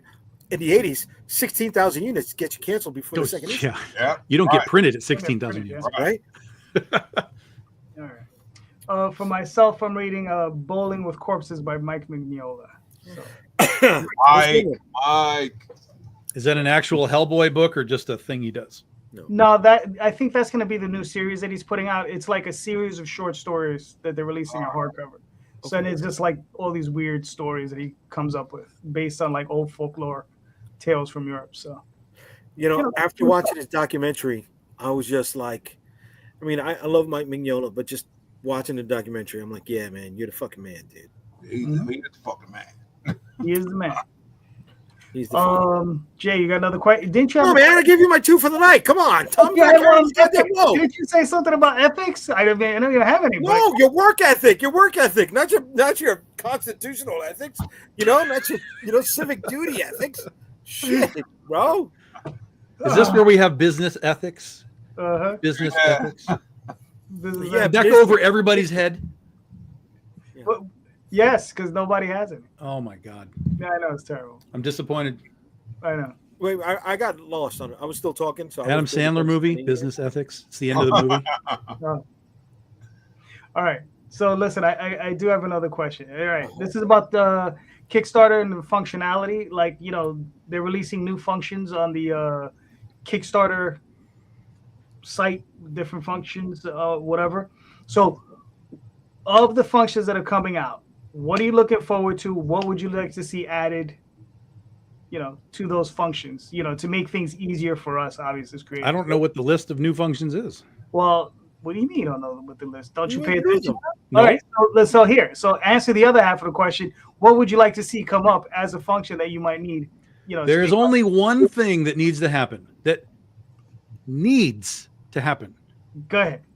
And it is when you make a reward, you need a button that says make that shit add-on.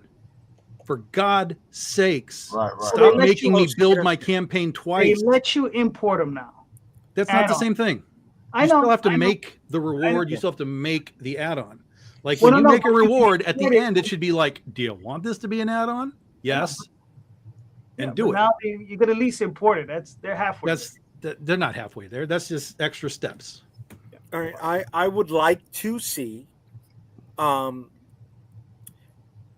multiple shipments for the same customer. So like, the person who buys one for a friend, right? Okay, I got this. So I guess it would be an add-on, but to tack on to the separate add-on, but ship to a secondary address, right? So I remember when Greg Pak's book came out, the Princess Who Saved Herself, right? I bought 3 different copies for my nieces. I would have loved to have been able to just do bloop, bloop, bloop, right? And have them shipped directly to each one of them. That would have been great. But their add-on after pledge is active now. Because I filled out a reward survey that was asking me if I wanted to add on any of these extra elements. So how's that going to affect Backer Kit when that was their bread and butter? Right. Well. Oh yeah, they're all fighting each other. I mean, even Backer Kit is doing crowdfunding, so they're all fighting each other. What? Oh wow. Yeah. For at least 2 years. Wow. The first time was invitation only. The first year, I believe. Yeah, they chased me down. I was like, "What the fuck? Why would I go over here?" They didn't like my answers when I told them why I wasn't there, but they chased me down, and I just kept giving them like, "Why am I here? What's your answer? Why? They had no answer for me. It was really strange. All right. So what do you got, Lisa? Lisa got a question. I have one. So the stretch goals thing, it's like we just didn't do them because I couldn't figure it out. And when I Googled it, it said that you couldn't, it wasn't like an actual functionality as part of Kickstarter. So that would be nice. Or could you guys tell us, like, how do you do them? Stretch goals are just something you as a creator add to the campaign. So for example, let's say you had to get $3,000 for your funding, right? And then you ended up getting 4,000. So you could say at 4,000, everybody gets a bookmark. And then that's just something that you just do on the side. That's a you thing. I understand what they are. I just I don't know how, like, there was no way to actually like add them in at the beginning. Like, so that well, the only thing you can do is put it into your story, right? Yeah. You can actually put a thing that says at $4,000, everybody gets a bookmark. Yeah. And that's it. And then when you do your fulfillment, you just give everybody a bookmark. Right. It's a great marketing ploy, right? Because it gives you one more talking point when you unlock the stretch goal, right? So it's on you to just put it in either the body or an update on all social platforms. Hey, our book just hit stretch goal number 1. And then you repeat that in every one, and hopefully you get traction that brings you back in. But in setting up your stretch goal, like for me, all right, I usually budget about 5 different trading cards per campaign. So just like the napkins and the straws and the packets of ketchup, right, that you pay for when you order at McDonald's, that you don't know you're paying for it, but you're paying for it, right? Those are your perishables. So my trading cards are my perishables, right? It's each one, it's costing me 15 cents a pop. So those 5 times 15 is set up into my goal already. And if I don't hit the 5th stretch goal, well, I got over and saving a couple of bucks. If not, it's still not coming out of my pocket. So stretch goals is just stuff that comes up in your planning. I but get the functionality of it, there is none. It's just you. It's just you marketing that it is a thing that will give you. Yeah. But it would be nice if Kickstarter had a way to like add that in. If you were you were just saying what kind of functionality would it be nice to have, and I was saying that would be nice. No, that would be great. I think it would be good if it was something where when you hit it, Kickstarter automatically told people. Yeah. You know what I mean? Yeah. That would make some aspect of sense. And also like the early bird things, like I sort of saw how you could do it, but it would be nice if that functionality was there so that you could set up like the first 24 hours, you get a discount, and like it automatically did it. And then, and then afterwards, when you hit a stretch goal, you automatically could add something in. So those are just 2 pieces of functionality that I thought would be nice. And also I agree with you about the add-ons. That was very complicated and confusing. Yeah. Because I wish they had the database for it stored in your account. So all you have to do is plug and play, as opposed to re-upload it for every campaign. Right. Because sometimes I forget what copy I use on each individual entry on every or just a button, Jay. We just need a button. Just need a button. Yeah. We just need a button. Make it a reward. Make it an add-on. Click. Yeah. That's it. All we need. Yeah. And I told them that too, and they laughed at me. They not at me, but they laughed. They were like, yeah, we know. Trust me, we know. Well, funny enough, Kickstarter is hiring right now. I don't know if you're getting you're going through the emails and the updates. At the bottom of every update, next to this unsubscribe button, it's Kickstarter is now hiring. Okay. There you go. John, do you have anything to add to that? Not really. I mean, this is our first Kickstarter campaign, and we kept things pretty basic. I look forward to because it's been very encouraging. It's sort of something that I was afraid to kind of dive into for a while, which is why it's kind of taken this long to kind of do our first book. Is that I've been just like kind of afraid to open that door, but it's been really great, and I'm looking forward to now doing other things that we've been wanting to do. He's like, we're gonna do this, we're gonna do that. Yeah, I'd like to have like a campaign as like kind of like slick as Tony's. Yeah, Tony's. It's cool. I'm still dealing with the functionality that they already have. Well, this is where your newsletter, right? Your that fan base becomes key, because when you're doing different categories, I learned this the hard way. The crossover is not there. It's not. I was lucky to get 20% jump from one category to the next, and that was nowhere near the 20% I needed to get me closer to funding. It was just 20% of my active consumer base. Right? So in just cultivating that newsletter, you're keeping them aware of all of your products, as opposed to trying to find new consumers on the platform itself. Right. All right, cool. Tony. I'm glad that Kickstarter has late pledges. That's awesome. It's the one thing that Indiegogo had over Kickstarter for the longest time. Going forward with the late pledges, I would like the Kickstarter algorithm to, or just find a way to offer late pledge books to consumers, or at least a category to go like, oh, what are the books that are in late pledges right now? Because it feels like once they hit late pledges after the first 48 hours or so, it falls off the face of the earth. So I would kind of like to see Kickstarter, offer late pledge books to people in addition to live campaigns. Okay, that'd be cool too. Yeah, definitely. Yeah, definitely. Because I mean, it's easy to fall into that black hole. Yeah, just disappear. Mark. I'd like to see them buy Kick Track and make it part of their analytics. Oh, nice. Nice. That's what I like to see them do. What does that mean? Can you explain that? Yeah, well, Kick Track is like it's an independent kind of like information tool that tells you a lot about, gives you a lot of analytics about your Kickstarter campaign and stuff like that. It tells you the trajectory that you're right, you're trajectory on. and stuff. Yeah, except it's completely wrong all the time until wrong? you get to like the last 3 days, and then it balances out. It's like, oh, hey, day one, you're gonna hit $100,000, and then at the end of the thing, you're like, oh yeah, 5,000. Hey Tom, I'm never paying attention to that. It's based on daily analytics, but it shows you, by the month. But what's good about Kick Track is if you remain on the top 25 or 30 list, it's just one more link that gets back to your campaign, right? That you're not paying for. I think Kicktrack is most useful as a post-mortem to kind of just see how the campaign did, see what your strongest days were. See where but you see had that's in Kickstarter now. You can go into the they have analytics for that. Yeah, in Kickstarter now.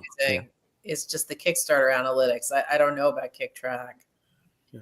It's like a separate. Well, maybe you guys can. Yeah, ClickTrack is just its own website where it follows crowdfunding stuff with a Q instead of a CK. Yeah, with a Q.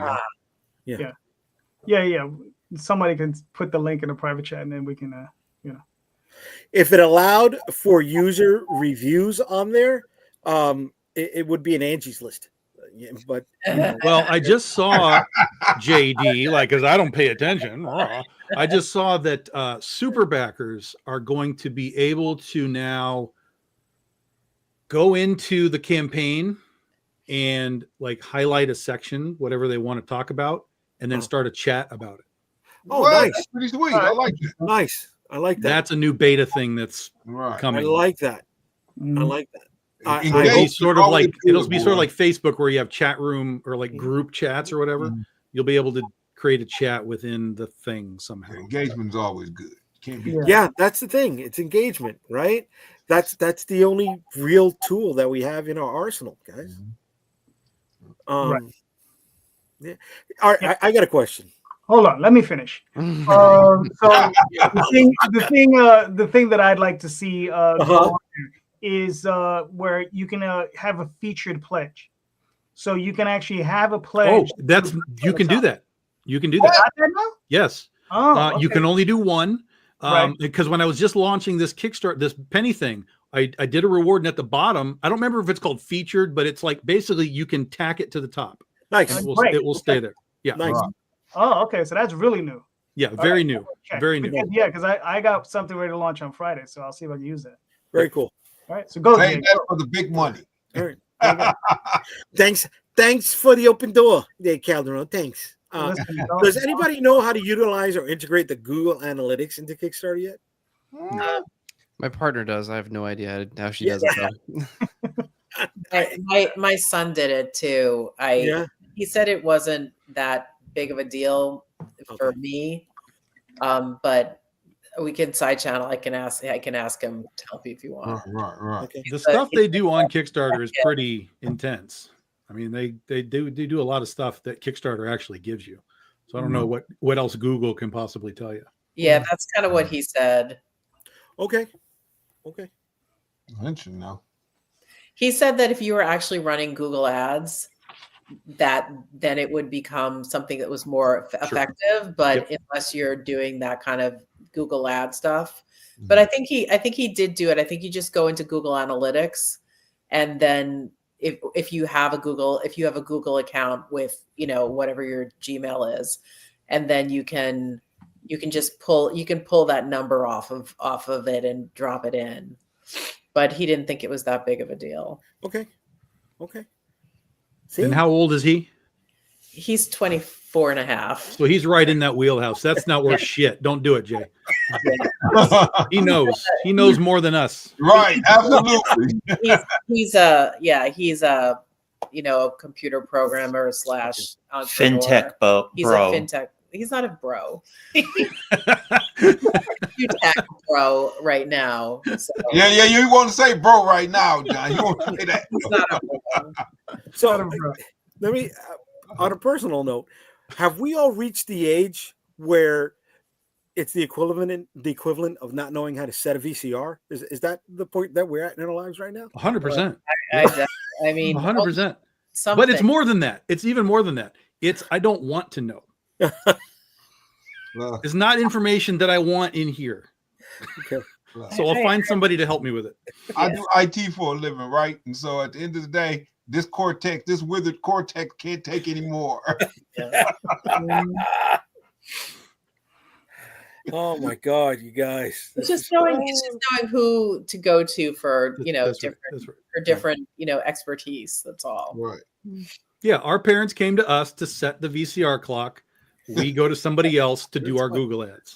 That's my tech right there. That's my kid comes to me for writing advice, so it's a trade. Nice. There you go. Very cool. Very cool. Very nice. So, Jay, do you have another question? I just asked 4 questions today. I've reached my limit for next week. Come on. All right. So I got a softball one. All right. Softball. What makes you happiest in comics? All right. Let's start with Tony. Sorry. Say that again. What makes you happiest in comics? I don't want to say making money, but I mean, yes, it's great when you have a very passionate fans. They do fan art, and they want you to sign the books and all that stuff. But it's nice to pay bills and get money from conventions. It feels so shallow to say that, but I said, as I said at the top of the show, I do lead with the art. I am very passionate about making that part really stand out. Yeah, don't worry about it. Jay agrees with you 110% because he is shallow. Yeah. Make that fucking money, baby. Make that fucking money, bro. Come on. Mm-hmm. So, Mark, listen, if you're making money off of something that you love, you've done it right. Right, that you've done it right. Exactly. I don't know, man. It's touching. Somebody says something about that comic that has touched them in some way, man.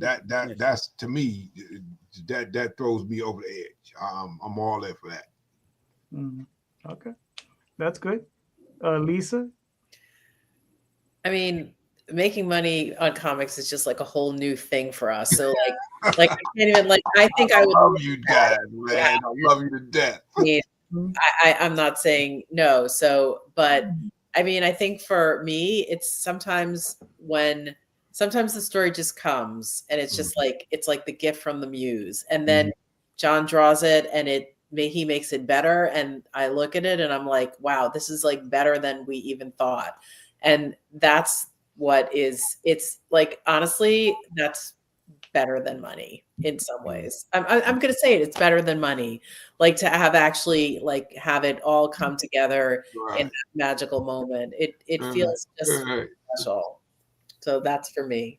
All right, John, what are your thoughts? John's like, I don't know what to say. I don't know. This sounds like silly, but honestly, it's just like drawing. All right, that's not silly. That's not silly to me. It's not silly at all. Just I like. I mean, you need the money so that you have the opportunities and stuff like that. I would like to draw a lot more things. I mean, I want to do all kinds of comics. But it's like getting to draw new fun things. All right, cool. Tom? It's really two things. I still just love opening the comics, like when they're new, like they come from the printer and you get to see a new book, like being born, like out of the box. That's still great for me. I love seeing them. I love seeing it's look at that cover. Look at that. I've seen all this. I've done it for 15 years. I've seen all this. It's still great. And then the other one is when you actually get your readers to have a reaction to something. Something in the story happens and they're just like, either they're surprised by it or, it was like, like, oh my God, that was like really emotional or whatever.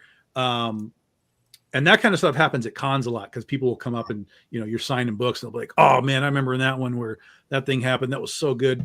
Like that's really great because now you know that you've done something that you're making money off of that has, one more step, which is that the fan, the reader, whatever is there for a reason. And they like what it is. It's not just that, they're buying it to, just to have it. They've read it, they've put some time into it, and they come back to you and like, oh, the ending of that one, that really got me. So yeah, those are kind of the two super keys for me. All right, cool. Mr. Rosario, what do you enjoy the most? Watching my catalog grow. Right? There's something about it that just it's like that merit badge, right? That Boy Scout merit badge that I get to look back on, and it wipes away the self-doubt. It negates all of the outlying forces that would tell me I couldn't do it, that I should be doing something else, invest my time elsewhere. I'm a kid. Go live in your fantasy world, right? All of that negativity just gets wiped away by those badges of courage in my catalog, right? And also the people who were on the other side of the table when I would walk up to them like Oliver Twist, trying to show them my books, right? And asking, "Oh, may I have some more porridge, sir?" Right? Would you take a look at my book, sir? Right? And they wouldn't give me the time of day. And here they are, forgetting who I was, coming to my tables, asking me for the time of day that they never would have given me. Right? And it's just another way to say, yeah, I've been doing it right.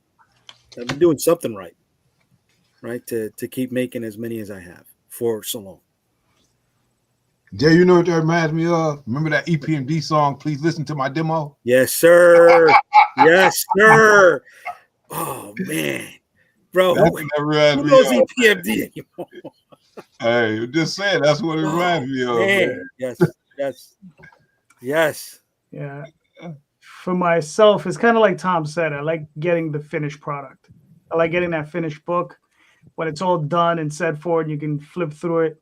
I still remember the first when I was 21. I was either 20 or 21, and I remember I was working at a job, and I had gotten a package from Brenner Printing, and it was the first book I'd ever printed. It was the proofs, and I'd opened that package up. I looked at those books, and I was just like floored. And this was what, 92. And I was just flipping through, and I was just like, wow. And my boss is like, hey man, how was it? Or how's it look? It was like, oh, it's great. Friday's my last day, by the way. Nice.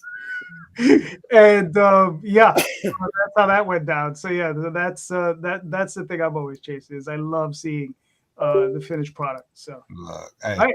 if you was printing through printer back then, buddy, you was putting together some cash. Yeah, man. We were doing some stuff back then. So, listen, everybody, we've reached the end of the show. We made it to the 2 hours. Thank you so much for being here. Let's start with Lisa and John. Where can we find you and your work? Ready? So you can do it. Yeah. Well, there's 1,000 comics that you could read on our Instagram, background_noise_comic. We're just starting out on Blue Sky. We're also on Webtoons, but like a couple of those lists that Lisa gave me to do tonight to start uploading on Webtoons and Medium again. I'm getting to it, but there's still hundreds of comics on there. But the most important thing is, of course, our Kickstarter for Love Letters Every Day, our first collection of our first year of comics plus essays and never before seen comics. Is that everything? I also have essays on Medium that are predominantly about comic creation and they link back to comics. That's cool. That's cool. Yeah. So Lisa Burdige on Medium. All right, cool. Tony, where can we find you in your work, sir? On Instagram at Banana Bat, where I show a lot of Star Noir stuff and set it to old timey music. And I'm also on Twitter at T/J. All right, cool. Mark? Well, I'm about to hit you guys up hard. So you guys can hit us up at imaginosworkshop.com, shiningotaku.com. The webcomics are at Judafist, thecomicseries.com, and the extras, thecomicseries.com. Cool. Tom? BigDogInk.com. That'll get you to all the books you need. We have trade paperbacks, back issues, everything you need. If you haven't read any of our stuff yet, we do a Patreon, of course, patreon.com/BigDogInk. We'll be at C2E2. Returning to C2E2 for the first time since 2019 this year. We'll also be at Motor City and various other cons throughout the year. But we're getting back into some of the places we haven't been for quite a while. All right, cool. Jay? The last time I was at C2E2 was 2019. I don't remember seeing you there, Tom. Well, you weren't looking. I wasn't. It would have been nice to know you. Let us in years. Anyway, it would have been nice. Whatchamacallit? You can find me on StoppableComics.com. All of my social media links are on the website. You can also find me on Friday, Comic Book Streamland on YouTube. And you guys, anybody here is welcome. If you want, just shoot me a line and we'll come aboard Friday nights, 8:00 Eastern. June, I'm going to be in Augusta. April, I'm going to be in Industry City. October, I'm going to be at New York Comic Con. That's all I got right now planned for the rest of the year. And hopefully we can get a lot more stuff out, bearing any more hiccups in my personal life. All right. Very nice. You can find me on Kickstarter, Twitter, Instagram, all those different places. But again, like I said, Kickstarter next Friday. Dreamweavers #1. We'll see how that goes. And just remember, everybody, go check out the links in the show notes. All right. Everybody's links are in there. So you can click on those links, pick up books. All of these creators are doing great books, and all of them deserve, all of them are passionate creators, right? All of them deserve your time and your attention and your support. So please click on those links, buy those books. And just remember, read more indie comics, especially ours. Have a good night, everyone. Thank you. Later. Okay.